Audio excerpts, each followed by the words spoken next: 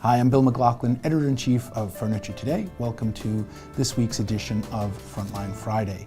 I have been on the road for a good portion of the last several weeks. Last week, as you may remember, you saw me in Austin for our next conference, and you joined us on our retail tour.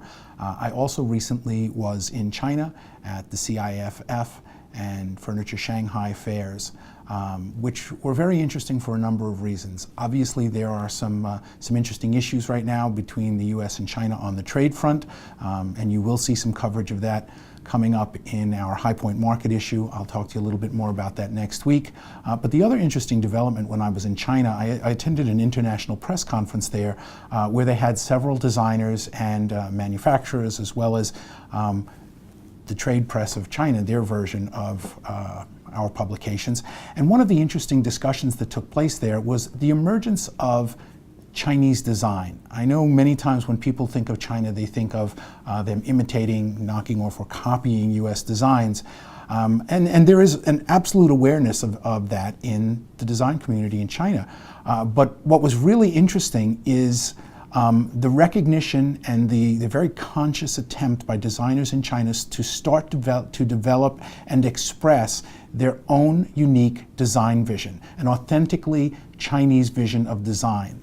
One of the speakers there made the point that for the last 30 years, China's design has almost been, and I don't recall the exact word he used, and I couldn't pronounce it for you anyway, but essentially it has been in a state of sleep, that there has been too much focus on trying to match or emulate the design language of other countries around the world, and that now there is this renaissance taking place in the Chinese design community to express an authentic Chinese voice, to reinterpret classic Chinese forms and to express them for a modern consumer audience. I think this is a really exciting development.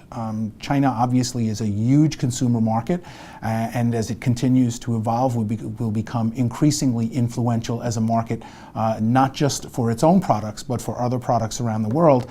But it also is obviously a very ancient culture, and I think it's fascinating or it will be fascinating to watch the evolution of that design express itself. And I am very hopeful that some of that finds its way over here to the United States, and consumers can be exposed to that.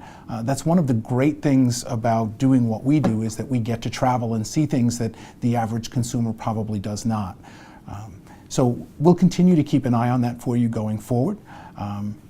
Next week, you'll get your opportunity to see all of the new designs for the American market, and we encourage you to pick up Furniture Today and to follow FurnitureToday.com as we head into High Point Market. Next week, when you see me in this space, I will be downtown and ready to work the market. So till I see you next, I'm Bill McLoughlin with Furniture Today, wishing you good business.